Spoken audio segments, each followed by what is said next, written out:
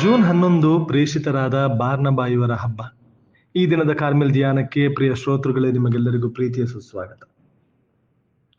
ಮತ್ತಾಯನ ಬರೆದ ಪವಿತ್ರ ಶುಭ ಸಂದೇಶದಿಂದ ವಾಚನ.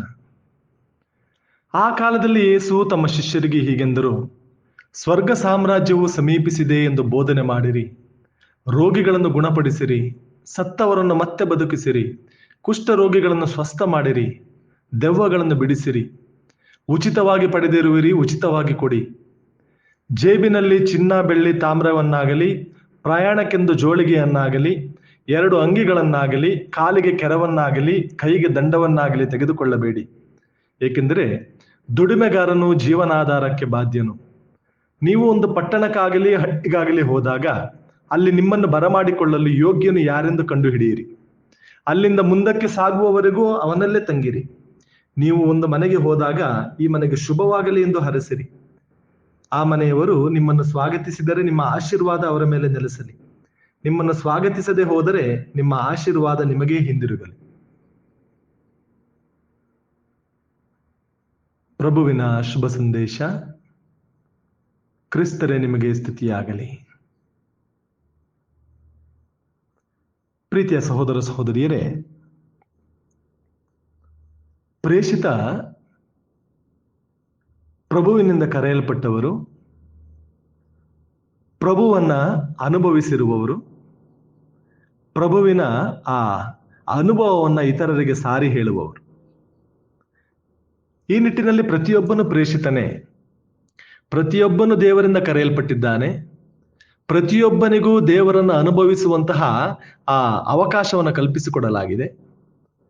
ಅನುಭವವನ್ನು ಹೊತ್ತ ಪ್ರತಿಯೊಬ್ಬನು ಆ ಅನುಭವವನ್ನು ಸಾರಲು ದೇವರಿಂದ ಕಳುಹಿಸಲ್ಪಡುತ್ತಾನೆ ಎಂದು ಸಂತ ಬಾರ್ನಬರ ಹಬ್ಬವನ್ನು ಆಚರಿಸುವಾಗ ಈ ಒಂದು ಶುಭ ಸಂದೇಶವನ್ನು ನಾವು ಆಲಿಸಿದ್ದೇವೆ.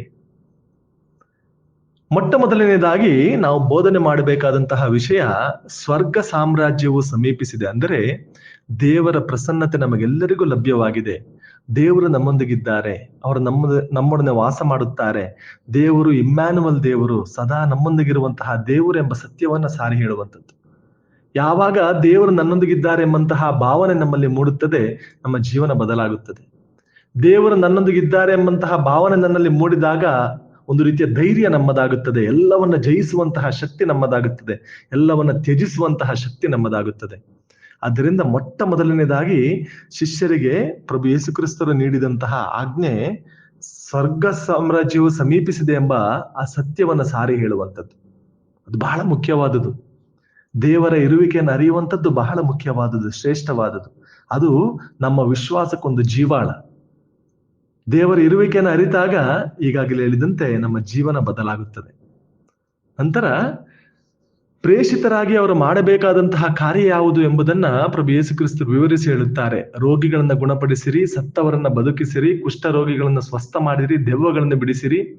ಉಚಿತವಾಗಿ ನೀವು ಪಡೆದಿರುವಿರಿ, ಉಚಿತವಾಗಿ ಕೊಡಿ. ಅಂದ್ರೆ ಹೇರಳವಾಗಿ ದೇವರ ಆಶೀರ್ವಾದಗಳನ್ನು ನೀವು ಪಡೆದಿರುವಿರಿ, ಆ ಆಶೀರ್ವಾದಗಳನ್ನ ನೀವು ಬೇರೆಯವರಿಗೆ ನೀಡಿ ಎಂಬುದಾಗಿ ಪ್ರಭು ಯೇಸು ಕ್ರಿಸ್ತರು ಅವರನ್ನ ಕಳುಹಿಸಿಕೊಡುತ್ತಾರೆ. ನಂತರ ಜೇಬಿನಲ್ಲಿ ಚಿನ್ನ ಬೆಳ್ಳಿ ತಾಮ್ರವನ್ನಾಗಲಿ, ಪ್ರಯಾಣಕ್ಕೆಂದು ಜೋಳಿಗೆಯನ್ನಾಗಲಿ, 2 ಅಂಗಿಗಳನ್ನಾಗಲಿ, ಕಾಲಿಗೆ ಕೆರವನ್ನಾಗಲಿ, ಕೈಗೆ ದಂಡವನ್ನಾಗಲಿ ತೆಗೆದುಕೊಳ್ಳಬೇಡಿ ಎಂದು ಹೇಳುವ ಮೂಲಕ ನಿಮಗೆ ಬೇಕಾದ ಸಕಲವನ್ನ ದೇವರೇ ದಯಪಾಲಿಸುತ್ತಾರೆ ಎಂಬ ಸತ್ಯವನ್ನ ಶಿಷ್ಯರಿಗೆ ತಿಳಿಸುತ್ತಾರೆ.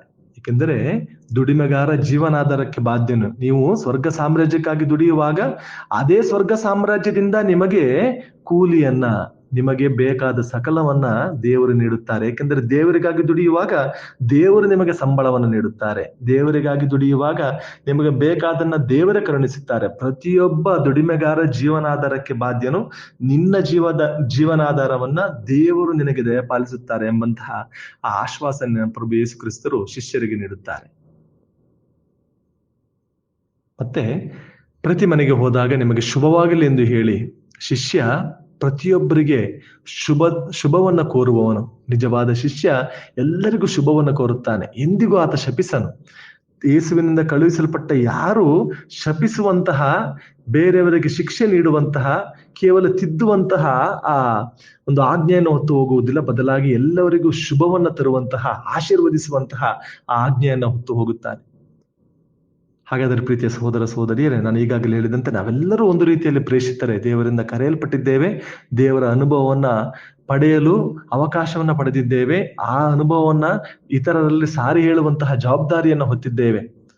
ನಮಗೆ ದೇವರು ನೀಡಿರುವಂತಹ ಆಶೀರ್ವಾದವನ್ನ ಬೇರೆಯವರಿಗೆ ನಾವು ರವಾನಿಸೋಣ. ನಮ್ಮ ಆಶೀರ್ವಾದಗಳನ್ನ, ನಾವು ಪಡೆದಿರುವಂತಹ ಆಶೀರ್ವಾದಗಳನ್ನ, ಅದರ ಶಕ್ತಿಯನ್ನ ಇತರರಿಗೆ ಹೇಳೋಣ. ಇತರರಿಗೂ ಆಶೀರ್ವಾದವನ್ನ ನೀಡೋಣ. ಇತರರನ್ನ ಶಪಿಸದೆ ಎಲ್ಲರನ್ನ ಆಶೀರ್ವದಿಸುವಂತಹ, ಎಲ್ಲರಿಗೂ ಶುಭ ಕೋರುವಂತಹ ಶಿಷ್ಯರು ನಾವಾಗೋಣ. ಆಮೇಲೆ ಇದು ಮೈಸೂರಿನ ಪುಷ್ಪಾಶ್ರಮದ ಬಾಲಯೇಸುವಿನ ಪುಣ್ಯಕ್ಷೇತ್ರದ ಕಾರ್ಮೆಲ್ ಸಭೆಯ ಯಾಜಕರ ಕೊಡುಗೆ. ಸರ್ವಶಕ್ತಿ ದೇವರಾದ ಪಿತಾ, ಸುತ ಮತ್ತು ಪವಿತ್ರ ಆತ್ಮರು ನಿಮ್ಮೆಲ್ಲರನ್ನು ಆಶೀರ್ವದಿಸಲಿ. ಆಮೇನ್.